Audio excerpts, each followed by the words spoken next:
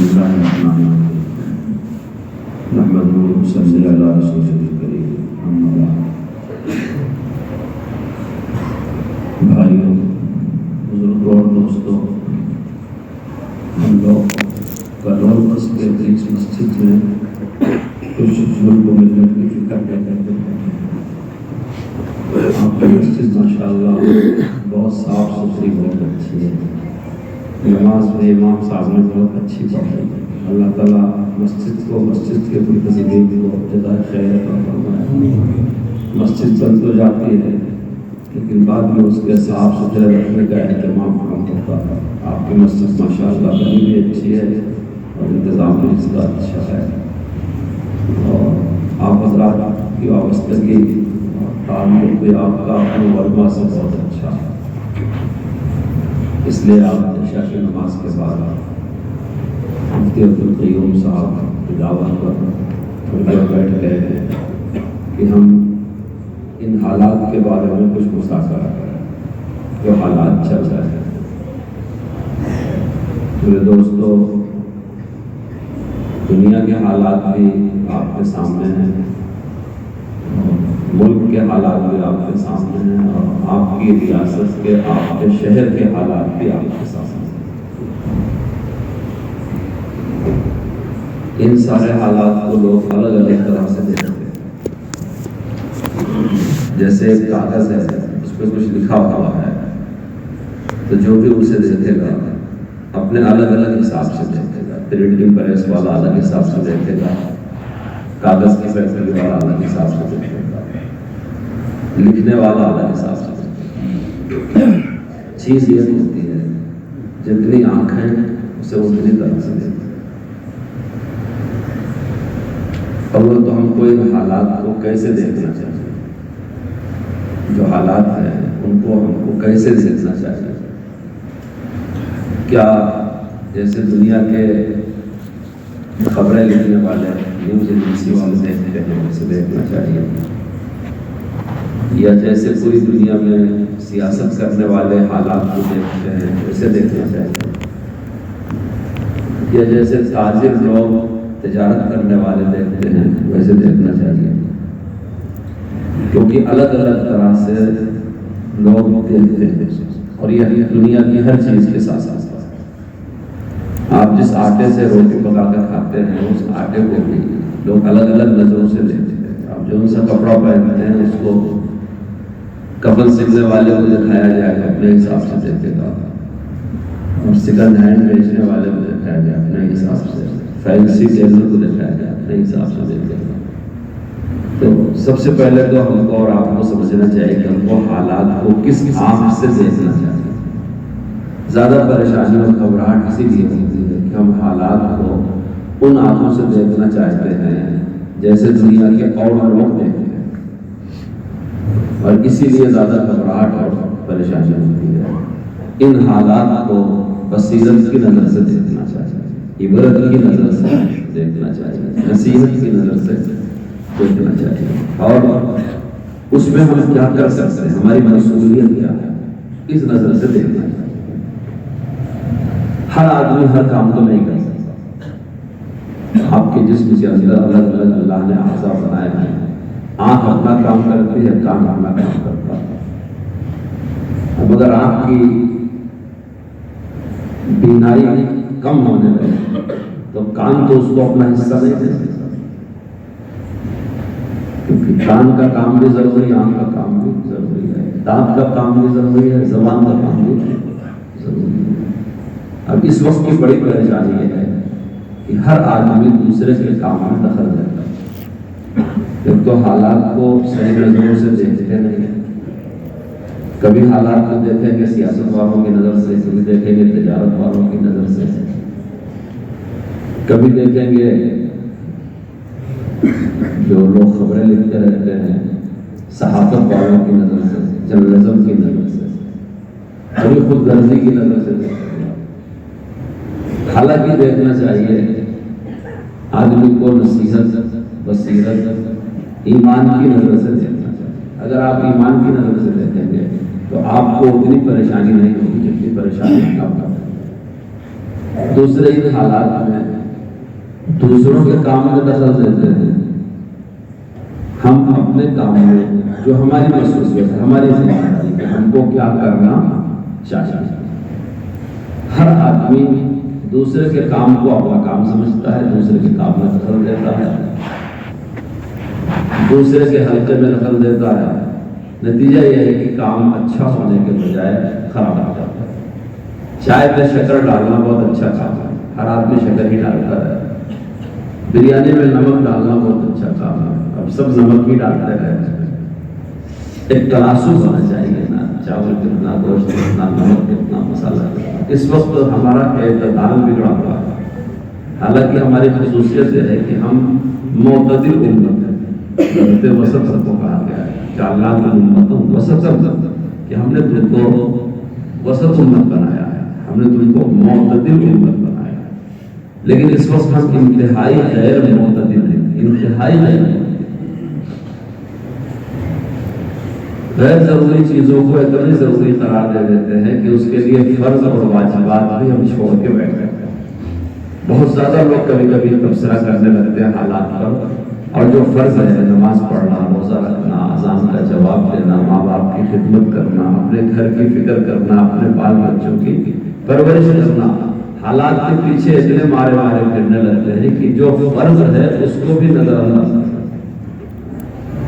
تو ایک تو بات کھلی ہوئی ہے کہ ہمارے اندر سے اعتدال ختم ہو گیا ہے، نہ ہم اعتدال سے حالات کو سمجھنے کی کوشش کرتے ہیں، نہ اعتدال سے حالات پر قابو کرنے کی کوشش کرتے ہیں۔ جب تک ہم اس جذبات کے خول سے، ایک جذباتی بات ہوتی ہے، جب تک ہم اس جذبات کے خول سے نکل کر کے، جذبات کی دنیا سے نکل کر کے اعتدال اور امت وسط کے دائرے میں، اس دنیا میں، اس میدان میں نہیں اتریں گے، جب تک چاہے حالات کتنے بھی اچھے ہو، ہم کو سکون نہیں ملے۔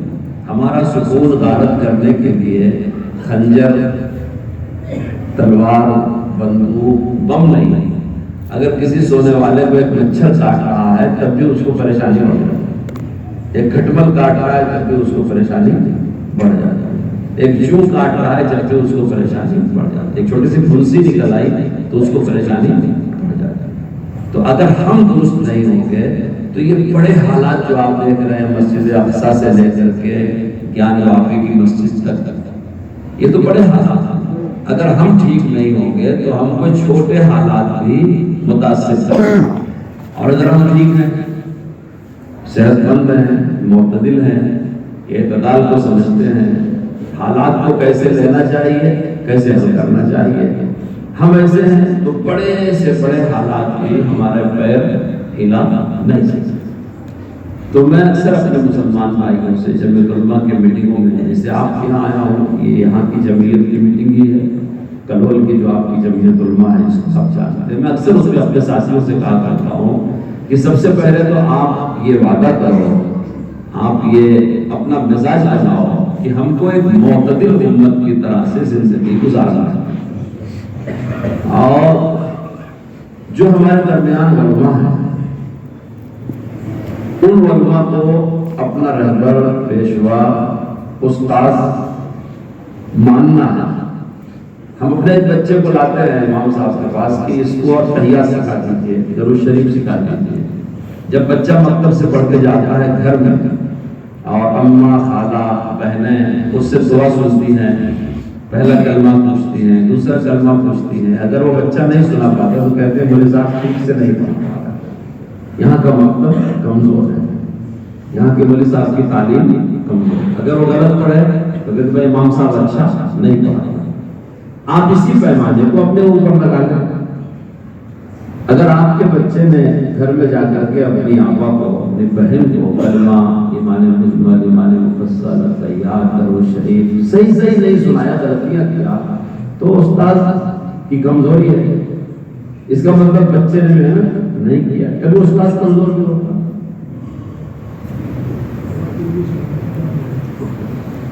تو اگر آپ کے اندر کمزوری ہے اور آپ کی دنیا کی زندگی انتشار کا شکار ہے، بھٹکی ہوئی، آپ میں سکون نہیں ہے، تو یہ سمجھ لیں کہ یہ بھی اسی وجہ سے ہے کہ آپ کا مضبوط رابطہ آپ کے عالم سے، آپ کے امام سے، آپ کے دین سے نہیں ہے، تو آپ گھنٹوں گھنٹوں تبصرہ کر رہے ہیں حالات پر۔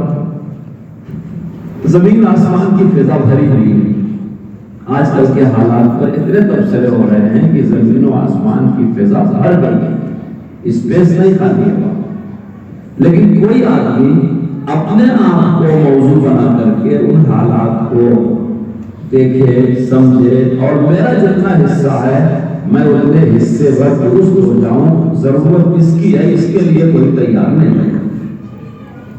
تو جب تک ہم میں کا ہر آدمی یہ نہیں سمجھے گا کہ ہمارے درمیان رہنے والا عالم دین، ہمارا امام، جو ہمارا مذہبی پیشوا ہے، ہمارا رہنما ہے، جس سے ہم کو دین لینا ہے، ہم کو اس کی بات بھی ماننا ہے، وہ اللہ رسول کی جو بات بتاتا ہے، جو مسئلے مسائل بتاتا ہے، جو دین سکھاتا ہے، وہ ہماری ضرورت کے لیے ہے، اور اس کو اپنی زندگی میں ہم کو اتارنا ہے، اس پر عمل کرنا ہے۔ جب تک ہماری زندگی کا یہ رخ نہیں صحیح ہوگا، جب تک حالات پر تبصرہ کرنے سے زمین آسمان کی فضا بڑھتی جائے گی، لیکن ہم درست ہونے والے، ہم ان تکلیفوں سے بچ جانے والے، ان حالات کے جو نقصان دہ اثرات ہیں اس سے ہم محفوظ رہ جائیں، ایسا نہیں۔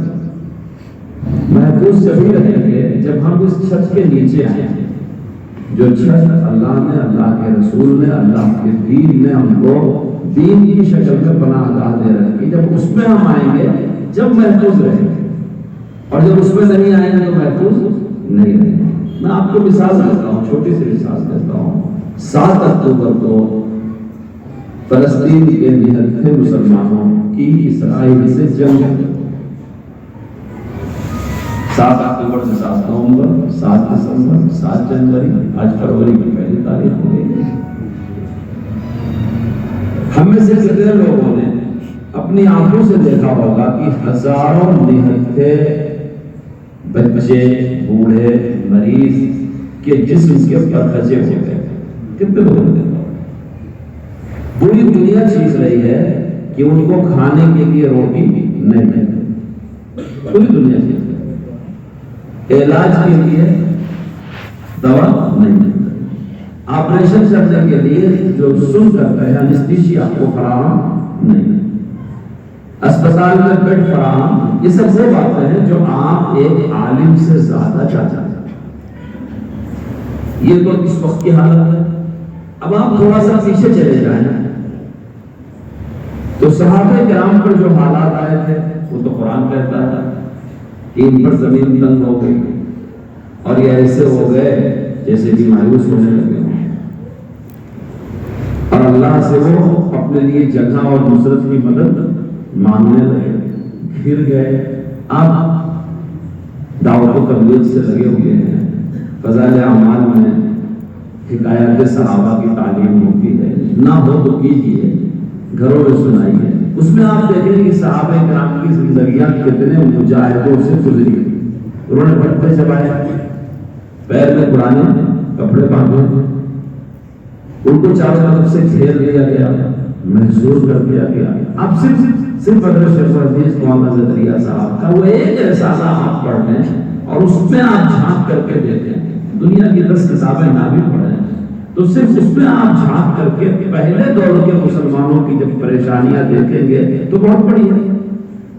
وہ اس دور کی پریشانی، یہ اس دور کی، اس دور کے حالات، اس دور کے حالات۔ تھوڑا ہماری تاریخ میں اگر آپ دیکھیں گے تو حضرت محمد رسول اللہ صلی اللہ علیہ وسلم کے خاندان والے، آپ کے نواسے حضرت حسین رضی اللہ تعالیٰ عنہ کا پورا خاندان کربلا کے میدان میں پیاسا 62 لوگ رسول اللہ کے خاندان کے پیاسے شہید کر دیے اور ان پر پانی بن گیا۔ پھر آپ دیکھیں گے حضرت عثمان غنی رضی اللہ تعالیٰ عنہ مدینہ منورہ میں شہید کر دیے گئے اور ان پر پانی بن گیا۔ مدینے کے جس کنویں کا پانی حضرت عثمان نے خرید کر کے ہجرت کے بعد مسلمانوں کے لیے وقف کیا تھا اور پورا مدینہ پیتا تھا پیر عثمان، وہ پانی بھی ان کو میسر نہیں۔ اور وہ نجلہ جس کو حضرت علی نے فتح کیا تھا، ان کی اولاد پر اس دجلہ کا پانی بند کر دیا گیا، نہ وہ پی سکتے تھے نہ گھوڑے پی سکتے تھے۔ تو یہ آپ کا پہلا زمانہ ہے جس کو آپ نئے صحابہ میں چھانٹ کر کے دیکھتے ہیں، وہ درمیان کا زمانہ ہے جس کو آپ حضرت عثمان میں چھانٹ کے دیکھتے ہیں، اس کے کچھ بعد کا زمانہ آپ رسول اللہ کے خاندان میں جھانک کر کے دیکھتے ہیں۔ اور جب اس ملک میں اسلام لانے والے اولیاء اللہ آئے تو انہوں نے کتنی تکلیفیں برداشت کیا، کتنی مصیبتیں اٹھائی، کتنی پریشانیاں اٹھائی، ان کو کیسے کیسے حالات سے گزرنا پڑا۔ اور آج کے حالات بھی آپ دیکھ رہے ہیں کہ آپریشن کے لیے انستھیشیا نہیں مل رہا ہے، کھانے کے لیے روٹی نہیں مل رہی ہے، پینے کے لیے پانی۔ میں آپ سے پوچھتا ہوں، اگر ان حالات کو آپ سیاستدانوں کی نگاہ سے دیکھتے ہیں تو آپ وہی سمجھیں گے جو سیاستدان سمجھیں گے، اگر آپ ان حالات کو جرنلسٹ کی نگاہ سے دیکھتے ہیں تو آپ وہی سمجھیں گے جو ایک کالم لکھنے والا، ایڈیٹوریل لکھنے والا، نیوز لکھنے والا دیکھتے ہیں۔ آج انہیں حالات کو اگر آپ کاروباری نگاہ سے دیکھیں گے تو ایک وہ ذہن بنے گا جو مارواڑی دیکھتا ہے، جو تاجر دیکھتا ہے، کاروباری دیکھتا ہے۔ لیکن اگر آپ ان حالات کو ایمان کی نگاہ سے دیکھیں گے تو خود کو ہماری زندگی میں کوئی اثر پڑے گا، لیکن نہیں پڑتا۔ بہت بڑی کڑوی ہے، بہت کڑوی بات ہے۔ ہم جب وضو کرنے بیٹھتے ہیں تو ایک گھڑا پانی سے کم خرچہ نہیں کرتے۔ جس نبی کی تاریخ یہ ہو کہ اس کی خاندان کے 62 لوگ اور ان کے جانور پیاسے شہید ہو گئے، ان کا تیسرا خلیفہ پیاسا شہید ہو گیا اور ان کے صحابہ کو پانی نہ ملا ہو، پوری دنیا نے ان کا بائیکاٹ کر دیا ہو، پتے جمائے ہو، اس کا کلمہ پڑھنے والے گھر میں، مسجد میں، مدرسے میں، راستے میں پانی خرچہ کرتے ہوئے سوچتے بھی نہیں کہ اللہ کی کتنی بڑی نعمت ہے۔ جس کے زمین نے پیٹ پر 2 پتھر باندھے، صحابہ نے فاقے کیے، اولیاء نے فاقے کیے۔ اب پڑھ کر کے دیکھیں، جنہوں نے ہمارے ملک میں اسلام پھیلایا وہ کوئی وزیر، امیر، بادشاہ نہیں تھے، وہ غریب نہیں تھے، صبح کھایا شام میں نہیں، پتے چبائے۔ آپ ان کی تاریخ کو اور آج حالات بھی ایسے ہیں کہ دنیا آپ کے منہ کا لقمہ بھی چھین لینا چاہتی ہے۔ آپ جو سنتے بے روزگاری، بے روزگار، یہی ہے کہ آپ اگر آپ کھاتے کماتے ہیں۔ ابھی فساد ہوا تھا ہریانہ میں 21 جولائی کو، مفتی صاحب سے تشریف لائے تھے، گجرات کے سینئر آئے تھے، وہاں ہم نے 200 ایسے غریب کاروباریوں کو پر ہیڈ 20-20 ہزار روپیہ دیا جن کا کل راس المال وہی تھا۔ 12-13 ہزار کل ہوتے تھے، ٹھیلا گاڑی تھی، پنچر کی دکان تھی، چائے کی دکان تھی۔ آپ نے دیکھو کہ اس وقت کی دنیا ایک معتدل خاندان کے آدمی کے گھر کا ایک صوفہ کم سے کم 25,000 کا ہوتا ہے۔ اس کا بچہ جب گاڑی میں چلتا ہے وہ گاڑی 1.25 لاکھ کی ہوتی ہے۔ لیکن دنیا نے آپ کی قوم سے سب کچھ چھین لیا، گھر نہیں ہے، اجاڑ دیا گیا۔ جمعیت علماء نے 100 گز زمین گھر کے لیے خرید کر دے دیا، کاروبار چلا کے ختم کر دیا گیا۔ جمعیت علماء نے 13,000 ہوتے تھے، حضرت صدر محترم نے 20,000 کیا، گجرات سے بھی گئے 6-4۔ تو آپ یہ دیکھو کہ اس دنیا نے بھی اور اس دنیا نے بھی آپ کے ساتھ کیا معاملہ کرا، اور یہ صرف اس وجہ سے ہے کہ آپ کو اللہ نے ایمان کی دولت دے رکھی۔ اور افسوس اس بات کا ہے کہ حالات حاضرہ میں اسی ایمان کے تقاضے کو مسلمان نہیں سمجھتے۔ دشمن حالات حاضرہ کو کس طرح پیش کرتے ہیں؟ دشمن تو یہ چاہے گا کہ جھوٹ بول کر کے، پروپیگنڈا کر کے آپ کے حوصلے کو توڑو۔ فسادات ہوتے ہیں، جتنے مسلمان فسادات میں شہید ہوتے ہیں اس سے کہیں زیادہ مسلمان لاوارث اسپتالوں میں مر جاتے ہیں۔ آپ ہندوستان کا سروے کر کے دیکھیں، بوڑھا بھیک مانگتے مانگتے مر گیا، پتہ بھی نہیں چلا کہاں تھا، گاڑی کے ایکسیڈنٹ ہوا مر گیا۔ عورت کو ولادت ہو رہی ہے، اس کے پاس سہولت نہیں ہے، آپریشن انتظام نہیں، بچہ بھی مر گیا، بچہ بھی مر گیا۔ فسادات میں جتنے لوگ مرتے ہیں اس سے کہیں زیادہ ہماری قوم کے لوگ بیماریوں میں علاج میسر نہ آنے کی وجہ سے غربت میں، اولڈ ایج ہوم میں، فٹ پاتھ پر، لاوارث اداروں میں مرتے ہیں۔ پروپیگنڈا کے ذریعے سے ان باتوں کو پھیلا کر کے دشمن یہ چاہتا ہے کہ ہمارے تمہارے حوصلے کو توڑ دے۔ ہم کو تم کو مایوس کرتے. حالانکہ مایوسی تو اسلام میں کفر ہے. یہ امت مایوس تو اس وقت نہیں ہوئی جب ایک نبی اور ایک امتی تھی. حضرت رسول اللہ صلی اللہ علیہ وسلم نبی کلمہ کی دعوت دینے والے اور صدیق اکبر کلمہ پڑھنے والے. آپ کلمے کی دعوت دینے والے, آپ کی بیوی حضرت خدیجہ کلمہ پڑھنے والی, آپ کلمے کی دعوت دینے والے, آپ کے چچا کے چھوٹے بیٹے حضرت علی اس کلمہ کو پڑھنے والے, آپ کا غلام کلمہ کو پڑھنے, پورے دنیا کی کائنات کی. تو مایوس تو اس وقت نہیں ہوئے کیونکہ اسلام کی ڈکشنری میں مایوسی نہیں ہے. آج جو پریشانی کس مسلمان کو ہے, آپ میری اس بات کو لکھ کر کے اپنے جیب میں رکھیں. اس لیے پریشانی ہے کہ حالات کو ہم ایمان کی نظروں سے نہیں دیکھتے, اور ان حالات میں ہماری ذمہ داری کیا ہے, ہم اس سے بھاگتے ہیں, ہم اس ذمہ داری کو ادا نہیں کرتے. آپ سوچتے ہوں گے کہ پانی کے بچت سے فلسطین کے خون کا کیا تعلق ہے. یہی تو یقین کا سوال ہے. ہماری ترقی ہمارے نبی کے طریقے پر عمل کرنے میں. آدمی پانی ڈالتا ہے درخت کی جڑ میں اور پھل لگتا ہے اس کی شاخوں میں. پوری دنیا کے کلمہ پڑھنے والے ایک جسم جیسے, یہ مطلب امت, رسول اللہ کی امت کلمہ پڑھنے کے بعد ساری سرحدوں سے آزاد ہو جاتی. کالے, گورے, عربی, اجمی, شہری, دیہاتی, قریشی, ہندی, سارے فاصلے ختم ہو جاتے ہیں. آقا, غلام, مالک, نوکر, مرد, عورت, غریب, امیر, سب سارے فاصلے ختم. جس نے کلمہ پڑھ لیا وہ امت, پوری امت ایک جسم جیسی ہو گئی, اور پوری امت کا نفع اور نقصان ایک ہو گیا. آپ چاہے اس بات کو مانو چاہے نہ مانو, پانی کے اسراف سے فلسطین کے خون کا تعلق ہے. یہی یقین کا سوال ہے. ہم کتنے قسم کے کھانے کھاتے ہیں, ہماری آپ کیا فلسطین میں روزانہ گنتی کر کے بتایا جاتا ہے کتنے ہزار لوگ مر گئے, اتنے ہزار. ہماری شادیوں میں کوئی فرق نہیں پڑتا, ہمارے گھروں کے اخراجات میں کوئی فرق نہیں پڑتا. میں فلسطین کے اس لیے نام لے رہا ہوں کہ اس وقت پردے پر وہ نظر آ رہا ہے, ورنہ آپ کے ملک میں کتنے مسلمان ایسے ہیں جو فاق و ذمت ہیں. جتنا بڑے گھروں کے لوگوں میں ویسٹ نکل جاتا ہے, اتنا بھی کتنے غریب خاندانوں کو میسر نہیں ہے پیٹ بھرنے کے لیے تن چھپانے. تو ہمارا اعتدال ختم ہو گیا.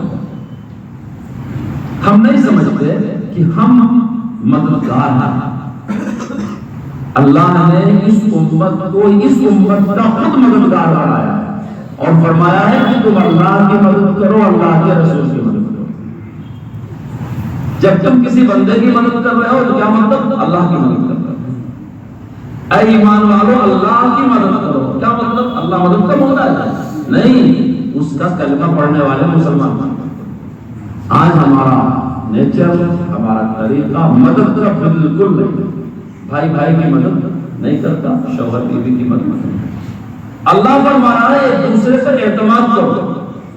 آج ہم اعتماد نہیں کرتے. کیوں؟ اس لیے کہ ہم حالات کو دیکھتے ہیں سیاست کی نظر سے. اگر ہم حالات کو دیکھیں ایمان کی نظروں سے تو ہمارا اعتماد مضبوط ہوگا, ہمارا اتحاد مضبوط ہوگا, ہمارا ایک دوسرے کا تعاون کرنا, مدد کرنا یہ مضبوط. لیکن چونکہ ہم حالات کو دیکھتے ہیں اور دنیا کے انسانوں جیسے اللہ رسول کا انکار کرنے والے امت محمدیہ کے علاوہ جو لوگ ہیں, جیسے وہ حالات کو دیکھتے ہیں ہم بھی ویسے ہی دیکھتے ہیں. نتیجہ یہ ہے کہ حالات کا طوفان آتا ہے, اوپر سے گزر جاتا ہے, ہماری زندگی میں کوئی تبدیلی نہیں ہوتی. حضرت عمر رضی اللہ تعالیٰ عنہ کھانا کھا رہے تھے, ایک صحابی پہنچے, کھانے کے لیے بیٹھا لیا, بہت سخت لقمہ تھا, وہ کھا نہیں سکتے.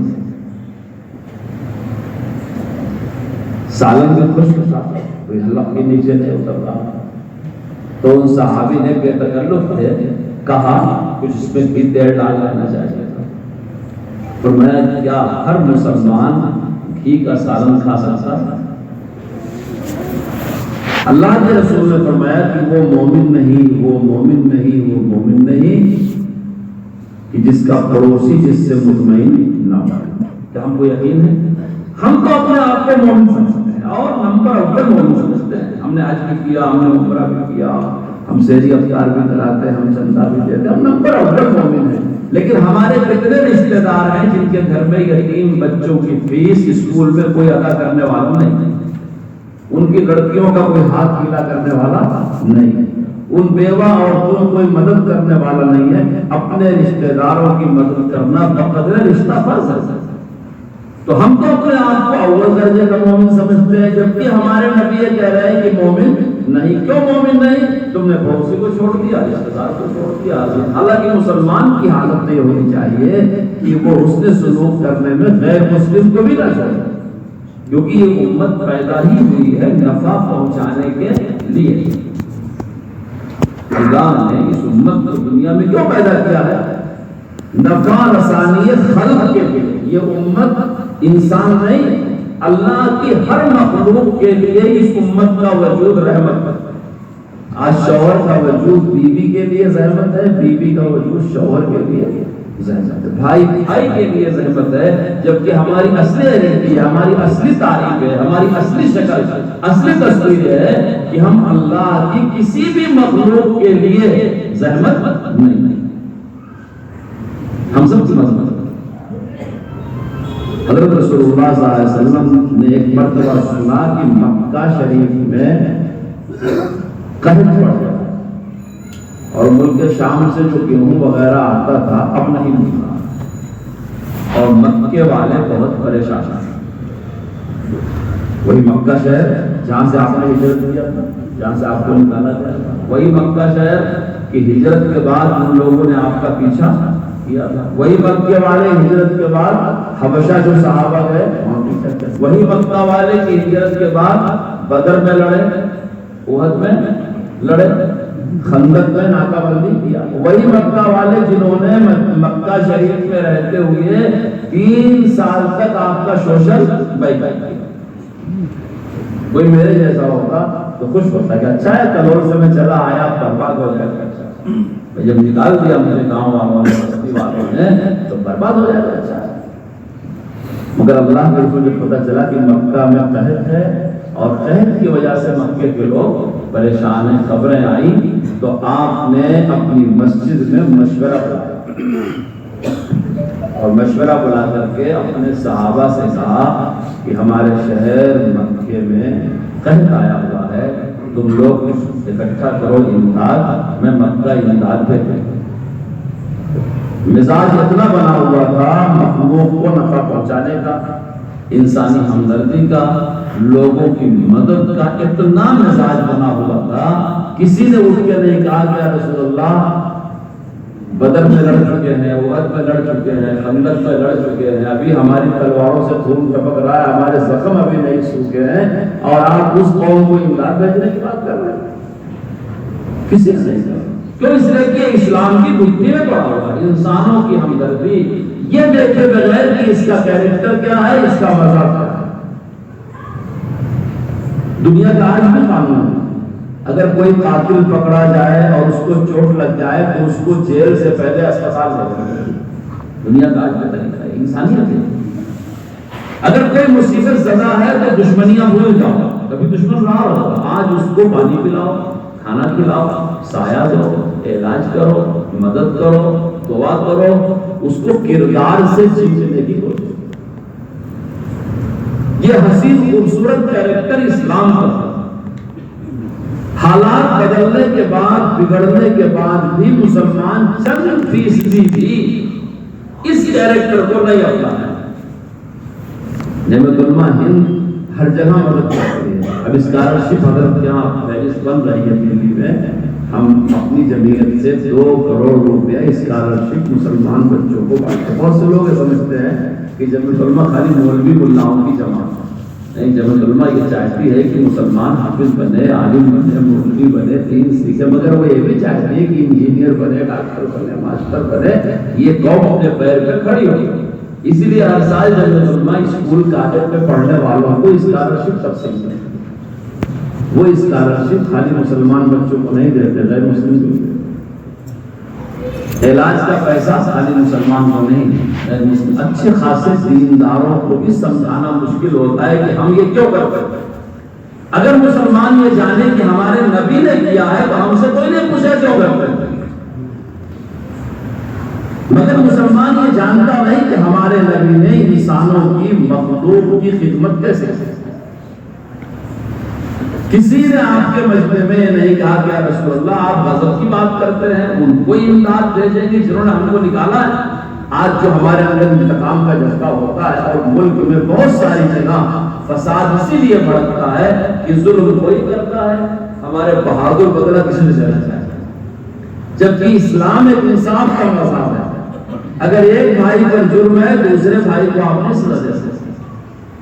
اگر کسی نے کسی کی انگلی کاٹا ہے تو آپ اس کی آنکھ نہیں کھول سکتے۔ ایک ہی جسم کے ایک سزا کا دوسری سزا پر آپ نہیں ڈال سکتے۔ یہ اسلام کا انصاف ہے۔ تو یہ کیسے یاد دی جا سکتی ہے کہ کسی ظالم نے ایک مظلوم کو 1000 میل دور کہیں تکلیف پہنچایا تو یہاں کا کوئی بہادر کھڑا ہو کے کسی مظلوم پہ ظلم کر دے، اسلام اس کی اجازت نہیں۔ یہی کہتے ہیں کہ آپ معتدل امت بنو، امت وسط بنو، جذبات کی دنیا سے باہر آؤ، صحیح اسلام کو فالو کرو۔ حالات میں مایوس وہ لوگ ہوتے ہیں جو حالات کا مطالعہ سیاستدانوں جیسا کرتے ہیں، تاجروں جیسا کرتے ہیں، خبر نویسوں جیسا کرتے ہیں، دشمنوں جیسا کرتے ہیں۔ دشمن پروپیگنڈا کرتا ہے، دشمن بہت پروپیگنڈا کرتا ہے، یہ کر دیا۔ آپ نے دیکھا اسرائیل کا پروپیگنڈا، ہم نے غزہ کا اختیار سنبھال لیا ہے، دنیا دیکھ رہی کہاں سنبھال لیا۔ یہی افغانستان میں ہوا، یہی عراق میں ہوا، یہی ہر جگہ ہوتا ہے۔ جھوٹ بولتے بولتے یہ تھکتے ہیں۔ اب ظاہر ہے اس جھوٹے پروپیگنڈے سے مسلمان متاثر اس لیے ہوتا ہے کہ مسلمان نے خود سچ بولنا چھوڑ دیا۔ اگر مسلمان سچ کا عادی ہوتا تو اس کے دل پہ جھوٹ کا اثر نہ ہوتا۔ آج جو دنیا میں حالات خراب کرنے کا پروپیگنڈا ہے، ہم متاثر اس لیے ہوتے ہیں کہ سچ کے انوار سے ہمارا سینہ خالی ہے۔ وہی جھوٹ تو ہم خود بولتے ہیں، وہی کم نامنا توڑنا ہم خود کرتے ہیں، وہی دھوکہ دینا ہم خود۔ میں کہتا ہوں ہمارے زمانے میں ایماندار وہی بچا ہوا ہے جس کو بے ایمانی کا چانس نہ ملا۔ چانس ملنے کے بعد ایماندار رہنا بڑا مسئلہ۔ تو چونکہ ہمارا سینہ سچ کے نور سے خالی ہے، اس لیے جو جھوٹ کی ظلمت ہے، اس کا اندھیرا ہے، اس سے ہم جلدی متاثر ہو جاتے ہیں۔ اللہ نے اس امت کو فنا ہونے کے لیے نہیں، باقی رہنے کے لیے بھیجا ہے۔ قرآن شریف باقی رہے گا، رسول اللہ کی سنتیں باقی رہے گی، دین باقی رہے گا۔ ہاں ایک سچی بات ہے، ہم اس سے لگے رہیں گے تو ہم بھی باقی رہیں گے، اور اگر ہم نے عادتیں اختیار کر دیا رسول اللہ کے دشمنوں کی تو ان کے دشمن مٹیں گے، ہم بھی مٹ جائیں گے۔ اگر ہم نے اپنے آپ کو دشمنوں کے خیمے میں پہنچا دیا، ان کی صفت، ان کی عادت اختیار کر لیا، ان کا مزاج بنا لیا، ان کا طور طریقہ بنا لیا، تو یاد رکھو رسول اللہ اور ان کے ماننے والے غالب آئیں گے، ان کے دشمن ختم ہوں گے، ذلیل ہوں گے، اور ان دشمنوں سے محبت کرنے والے، ان کی نقل کرنے والے بھی ختم ہوتے چلے جائیں گے۔ میں آپ کو سنا رہا تھا کہ فلسطین کے خون کا تعلق، ہندوستان کے حالات کا تعلق، موجودہ حالات کا تعلق آپ کے اسراف سے کیا ہے، آپ کے اتحاد سے کیا ہے، آپ کے پیار و محبت سے کیا ہے، آپ کے سوشل ورک سے کیا ہے، یہ سب یقین کا سودا ہے۔ اگر ہم ایمان کی نظروں سے حالات کو دیکھتے ہیں تو یہ بات ہمارے سمجھ میں آ سکتی ہے کہ اس وقت میری ذمہ داری ہے کہ میں جہاں بیٹھا ہوں، جہاں ہوں، وہاں اپنے دین کو عمل کروں، وہاں اچھا کردار پیش کروں، وہاں پیار و محبت پھیلاؤں، وہاں سچ کا چراغ جلاؤں، وہاں ایک دوسرے کی مدد کروں، وہاں اپنے بھائی کے ساتھ ہمدردی کروں۔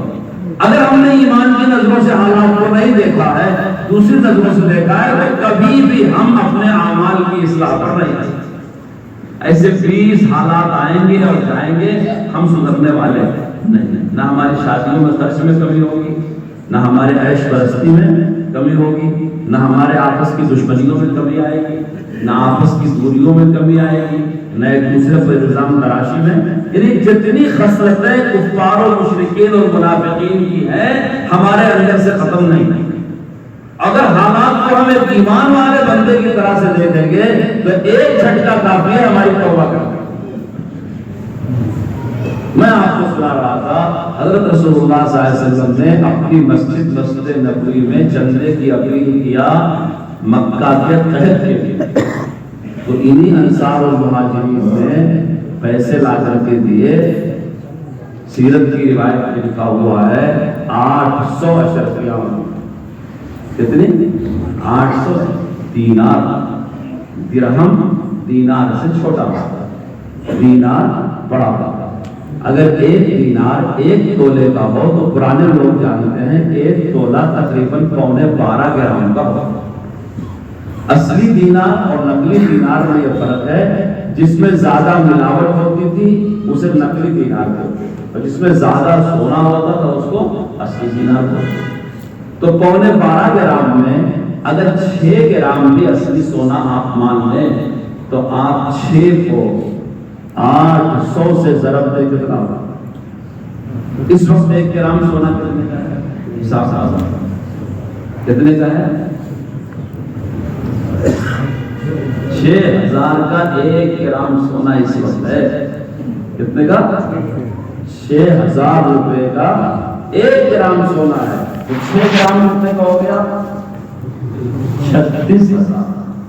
وہ 36,000 کا 1 درہم بنا، 36,000 کو 800 سے ضرب دو، کتنا ہوتا ہے؟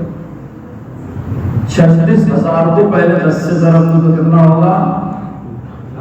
3,60,000۔ پھر اس کو 10 سے ضرب دو تو کتنا ہوگا؟ پھر 36 لاکھ کو 8 سے ضرب دو تو کتنا ہوگا؟ 36 لاکھ کو 8 سے ضرب دو کتنا ہوگا؟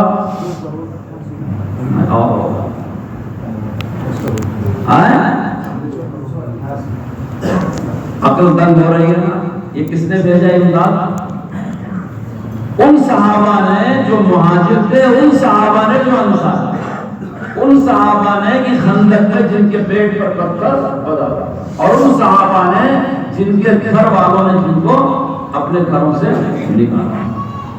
سلام اس پر کہ جس نے بے بسوں کی دستگیری کی، سلام اس پر کہ جس نے بادشاہت میں فقیری کی، سلام اس پر کہ گھر کے لوگ جس سے جنگ کرتے تھے، سلام اس پر کہ اس کے لوگ اس کو تنگ کرتے تھے، سلام اس پر کہ جس کی چاند تاروں نے گواہی دی، سلام اس پر کہ جن کی سنگ رفاقوں نے گواہی دی، سلام اس پر کہ جس نے چاند کے 2 ٹکڑے فرمایا، سلام اس پر کہ جس کے حکم سے سورج پلٹ آیا، سلام اس پر جو امت کے لیے راتوں کو روتا تھا، سلام اس پر جو فرش خاک پر چاروں میں سوتا تھا، سلام اس پر جس کے گھر میں چاندی تھی نہ سونا تھا، سلام اس پر کی ٹوٹا ڈوریا جس کا بچھونا۔ ان صحابہ نے 800 درہم مکے کے مشرکین کے لیے بھیجا، جن کو قرآن فقراء کہتا ہے، للفقراء المہاجرین الذین اخرجوا من دیارہم۔ یہ وہ فقراء ہے کہ دنیا کا آج بڑے سے بڑا مالدار مسلمان بتائے اپنے دشمن کی مدد کرے گا۔ جتنے بھی دشمن آج ہیں تمہارے، جن کو تم دشمن گنتے ہو، کیا مکے والوں سے بڑے دشمن ہیں؟ آج دنیا کے اندر بد دشمن 10 دشمنوں کی فہرست بناؤ، ان کو تو دشمن ان کے کرسی کی لالچ نے بنا دیا، سیاست نے بنا دیا، ملک نے بنا دیا، ماحول نے اور ہمارے کیریکٹر نے بنا دیا۔ انہوں نے اگر صحیح مسلمان دیکھا ہوتا تو شاید مسلمان سے دشمنی نہ کرتے، لیکن جو نبی کے دشمن تھے، جب تم نبی سے بڑے نہیں تو تمہارے دشمن نبی کے دشمن سے بڑے ہوں گے، جب تم صحابہ سے بڑے نہیں تمہارے دشمن صحابہ سے بڑے ہوں گے، تم اولیاء اللہ سے بڑے نہیں تو تمہارے دشمن اولیاء اللہ سے بڑے ہوں گے۔ اسی ملک میں ایک ہندو راجا کے مندر کے حوض میں ایک مسلمان نے نماز پڑھنے کے لیے وضو کر لیا تھا تو ہندو راجا نے اس کا ہاتھ کاٹ دیا۔ ہے کہیں ملک میں اس وقت مثال؟ یاد رکھو، بڑے بڑے دشمن جو تھے، آج کے دشمن ان کے سامنے کوئی حل نہیں۔ حضرت رسول اللہ صلی اللہ علیہ وسلم نے ان صحابہ نے دین پر عمل کیا. جب یہ مدد مکہ مکرمہ پہنچی، ابو سفیان مسلمان نہیں ہوئے تھے، حرم میں قریش کے چودھری بیٹھے تھے، ابو سفیان بھی بیٹھے ہوئے تھے، سفید جھنڈا لے کے احرام پہن کے ایک صحابی حرم میں پہنچے، کیونکہ حرم میں احرام کے بغیر نہیں جا سکتے، اور سفید جھنڈا امن کی نشانی ہے، اور یہ لے کر کے پہنچے 800 شفیاں. ابو سفیان اس وقت تک مسلمان نہیں ہوئے تھے، پاگل کرتے حرم میں چلانے لگے، اے مکے والوں آؤ دیکھو محمد بن عبداللہ نے تمہارے لیے مدد کی. مکے والے دیکھو تمہارے کام اس حالت میں کون آیا؟ کلمہ نہیں پڑھ رہے ہیں مگر کردار کا اقرار کر رہے ہیں. کلمے کی توفیق ملنا نہ ملنا یہ اللہ کے اختیار ہے. انک لا تہدی من احببت ولکن اللہ یہدی من یشاء. اللہ نے نہیں چاہا رسول اللہ کے سجے سے ابو طالب مسلمان نہیں ہو. اللہ نے چاہ لیا ویسے کرنی بغیر دیکھے مسلمان ہو گئے.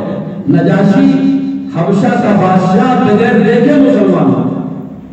یہ تو اللہ کی چاہنے کی بات ہے. اللہ کسی کے ایمان کا محتاج نہیں ہے. جس کا ایمان چاہے سر کر کے دلدار دے وہ تو بے نیاز ہے، کون جان سکتا ہے. وہ کسی کے نماز روزہ ایمان صدقہ زکات اعمال حج روزے کا لالچی اور محتاج نہیں ہے، وہ بے نیاز ہے.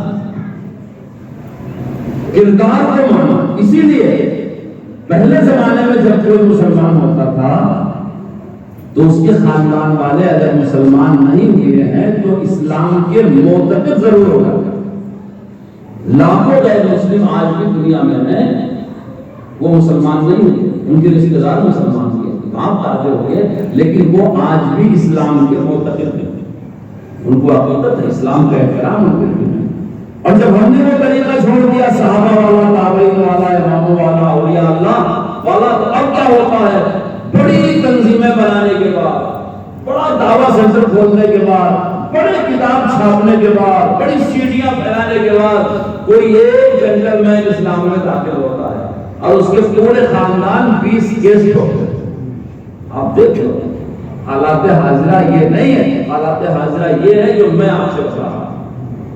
پہلے اگر خاندان کا ایک آدمی مسلمان ہوا تو پورا خاندان اسلام کا معتقد ہوتا تھا، اور جو ایک مسلمان ہوتا تھا وہ پوری زندگی کفر و شرک کے ساتھ کمپرومائز نہیں کرتا.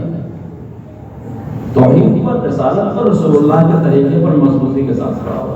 اور آج ایک جنٹلمین کوئی مسلمان ہوتا ہے، پتہ نہیں کس وجہ سے ہوا ہے، اس کے خاندان والے کیس پر کیس ٹھوک دیتے ہیں، اخباروں میں چھپنا شروع ہوتا ہے، سیاست بازی شروع ہو جاتی ہے. یہ فرق کیا ہے؟ یہ حالات حاضرہ کا فرق ہے کہ ہم نے یہ سمجھا نہیں کہ ہم کون سے اسلام کے ماننے والے، ہمارے نبی کون سا اسلام لے کر کے آئے ہیں. اسلام تو ساری کائنات کے لیے رحمت ہے. اس لیے میرے دوستو یہ حالات اگر ہم کو تبدیل کر دیں، ہم کو اللہ کے سامنے جھکا دیں، توبہ کرا دیں، گناہ چھڑوا دیں، آپس میں شیر و شکر بنا دیں، تو سمجھ لو ہم خوش نصیب ہیں. اور ایک مسلمان کی نگاہ میں ہمیں حالات کو دیکھیں. آپ نے سلطان صلاح الدین ایوبی کا نام سنا ہوگا. سلطان صلاح الدین ایوبی نور الدین زنگی کا خلیفہ ہوگا. نور الدین زنگی کے زمانے میں بیت المقدس پر عیسائی بادشاہوں نے قبضہ کیا. نور الدین زنگی نے ایک منبر بنایا تھا اور کہا تھا کہ میں اس منبر کو مسجد اقصی میں، اسی مسجد قدس میں نصب کروں گا اور اس پر کھڑا ہو کر کے بیچارے کی زندگی نے وفا نہیں کیا. زندگی بھر جنگلیں لڑتا رہا، زندگی بھر جنگلیں لڑتا رہا، زندگی نے وفا نہیں کیا، انتقال کر گیا. اس کے بعد سلطان صلاح الدین ایوبی اس کے قائم مقام ہیں.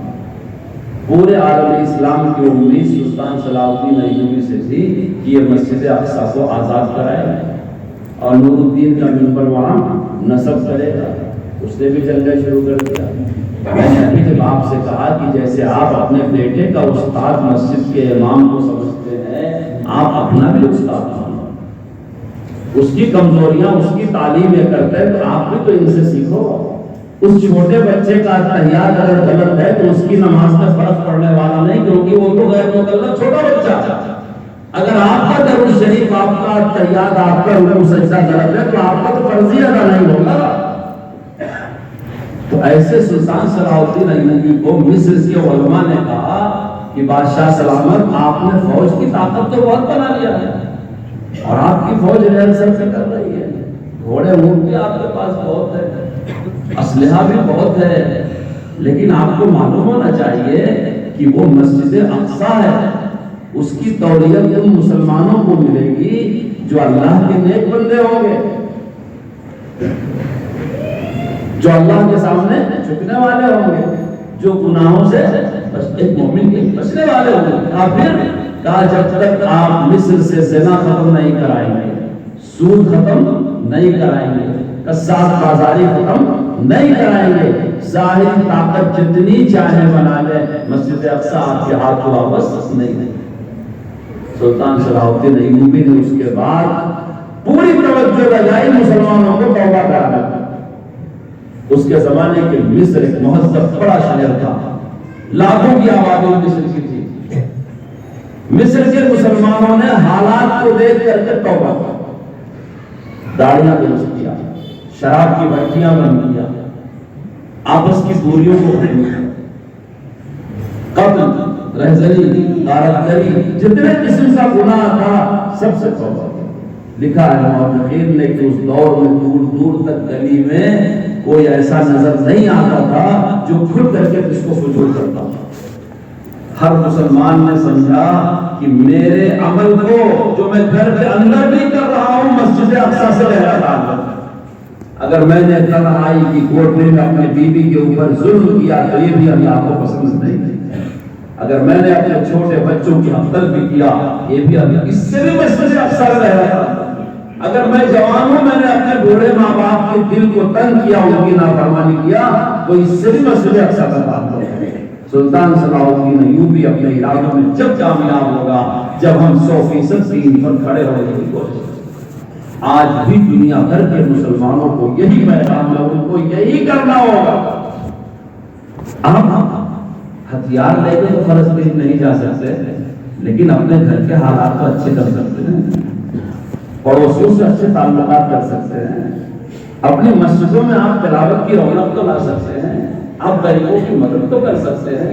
جتنا آپ کے بس میں ہے اتنا میں اور آپ کریں گے نہیں، اور جو ہمارے اور آپ کے بس میں نہیں ہے اس پر وقت ضائع کریں گے۔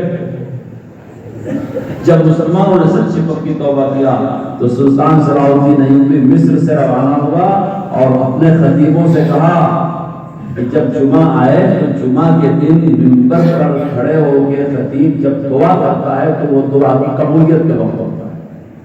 اس نے اپنے خطیبوں سے کہہ رکھا تھا کہ فیصلہ کن جنگ میں جب بھی لڑوں گا جمعہ کے دن ہی لڑوں گا، اس لیے تم جمعہ کے وقت منبر پر اسلامی افواج کی کامیابی کے لیے دعائیں کرنا۔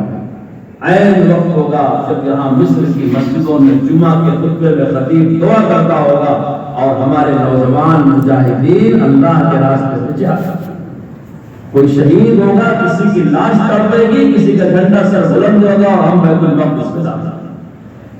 چنانچہ دین کی فیصلہ کن جنگ جس کے بعد مسجد اقصیٰ ہاتھ میں آئی جمعہ کے دن ہی لڑ۔ کوئی اپنے بال بچوں کی شادی کے لیے پوچھنے آتا ہے بول صاحب کون سا دن اچھا ہے، امام صاحب سفر کرنا ہے کون سا دن اچھا ہے؟ اللہ کا بنایا ہوا سارا دن ہے، کسی دن کو اچھا سمجھنا کسی کے دن کو خراب سمجھنا یہ اسلام کی تعلیم نہیں ہے۔ لیکن جمعہ کا دن دنوں کا سردار ہے۔ سلطان صلاح الدین ایوبی چونکہ مسجد اقصیٰ فتح کرنے والے تھے، وہ سارے مسلمان گورنروں کے سردار تھے، مسلمانوں کے سر کا تاج تھے۔ چنانچہ دنیا نے دیکھا کہ بیت المقدس فتح ہوتے ہیں۔ جب اس کے 90 سال پہلے بیت المقدس عیسائیوں نے مسلمانوں سے چھینا تھا تو فلسطین کی گلیوں میں 90,000 مسلمانوں کا قتل عام اور ایک مسلمان کو زندہ چھوڑا نہیں۔ ابھی 60-70 سال پہلے کی بات تھی، نور الدین زنگی سے ذرا سا پہلے۔ اور جب سلطان صلاح الدین ایوبی نے مسجد اقصیٰ فتح کیا تو اس کا گورنر حاضر خدمت ہوا، کہا میرے لیے کیا ہوگا؟ سلطان نے کہا مجھ سے کیا چاہیے؟ کہ میں آپ سے اپنے جان کی معافی چاہتا ہوں۔ آپ دیکھو اس کا حوصلہ چلنا چاہتا ہے، آپ سے اپنے جان کی معافی چاہتا۔ سلطان نے کہا تم کو معاف کیا، تمہارے خاندان والوں کو معاف کیا، تمہاری فوج کو معاف کیا، تمہارے ہتھیاروں کو معاف کیا، تمہارے جانوروں کو معاف کیا، جو تمہارے ساتھ جانا چاہتے ہیں چلے جائیں سب کو معاف کیا، جو یہاں رہنا چاہتے ہیں ان کو بھی معاف کیا، ان کے ساتھ بھی انصاف۔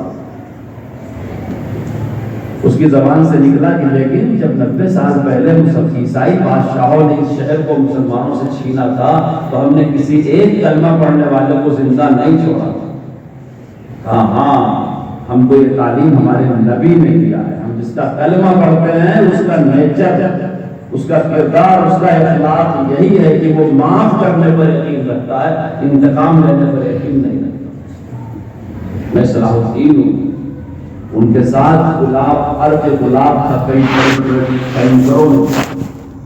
شہر میں داخل ہونے سے پہلے بیت المقدس کی گلیوں کو ارض گلاب سے بھروایا گیا، پھر وہ منبر بچھایا گیا، پھر سلطان صلاح الدین ایوبی نے منبر پہ کھڑے ہو کر کے اسلام کی سربلندی کا اعلان کر کے سب کو عام معافی کا اعلان۔ اس وقت ذبح ہونے والے، شہید ہونے والے 70,000 مسلمانوں کے خون کا درد کیا سلطان صلاح الدین ایوبی کو نہیں تھا؟ ہاں، لیکن وہ سمجھتے تھے کہ ہمارے نبی نے معاف کیا ہے، معاف کرنا انتقام لینے سے بڑی بات ہے۔ انتقام لینا چھوٹی بات ہے، معاف کرنا بہت بڑی بات ہے۔ اگر ہم حالات کو دیکھیں گے ان نظروں سے، جن نظروں سے ہمارے بڑوں نے دیکھا ہے، ہم کبھی مایوس نہیں ہوتے، اور حالات کو دیکھیں گے ان نظروں سے جو اسلام کے دشمن دیکھ رہے ہیں، تو یاد رکھو گھر میں بیٹھے بیٹھے بھی کریں گے، کرنا کچھ نہیں ہے، خالی مایوس ہوتے رہے اور ڈرتے رہے۔ اسلام میں مایوسی، ہماری ڈکشنری میں مایوسی، خوف، ڈر کوئی چیز ہی نہیں ہے۔ مسلمان سے پڑھنا سے مایوس تو ہونے، مایوسی کفر ہے۔ ہمارے حصے کا جتنا عمل ہے ہم اسے ادا کرتے رہے، نتیجہ اللہ کے حوالے کرتے رہے۔ اس لیے میرے دوستوں، میں نے شروع میں بات عرض کیا، بات لمبی ہو گئی، اس صاحب نے کہا تھا 40-45 منٹ میں بات ہو جائے کہ حالات پہلے دن سے لے کے آج تک اور آج سے لے کے آخرت تک ایسے ہی رہیں گے۔ ہمارے علماء نے کتابیں پڑھ رکھی ہیں، ہماری حدیث کی سب کتابوں میں ابواب الفتن ہے، ابواب الملاحم، کوئی حدیث شریف کی قابل ذکر کتاب ان ابواب سے خالی نہیں۔ وہ ہوں گے۔ اس ہونے کے بعد دنیا دو کیمپوں میں بٹے گی، ایک وہ جیسے آج سیاسی لوگ حالات کو دیکھ رہے ہیں، تاجر لوگ دیکھ رہے ہیں، مفسر لوگ دیکھ رہے ہیں، جس سے نہ دین کا فائدہ ہے نہ دنیا کا فائدہ ہے۔ دوسرے وہ جو مومن اپنی آنکھوں سے دیکھتا ہے اور اپنے حصے والے اسلام پر عمل کرتا ہے۔ اللہ تعالی ہم کو تم کو سمجھنے کی، حالات سے عبرت اور نصیحت حاصل کرنے کی توفیق عطا فرمائے، اور ہمارا جو تقاضا ہے ہم کو کیسے رہنا چاہیے، اللہ تعالیٰ گھر کی زندگی سے لے کے مسجد کی زندگی تک، اپنی مسجد سے لے کر کے حرم شریف کی مسجد تک اسی طرح اپنا چہرتا فرما بردار مطیع مسلمان بندہ بنا کر کے ہم کو زندگی گزارنے کی توفیق عطا فرمائے۔ آمین۔ وآخر دعوانا الحمدللہ رب العالمین۔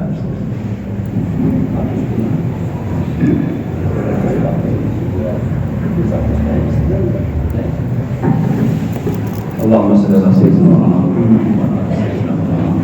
صلاة تقول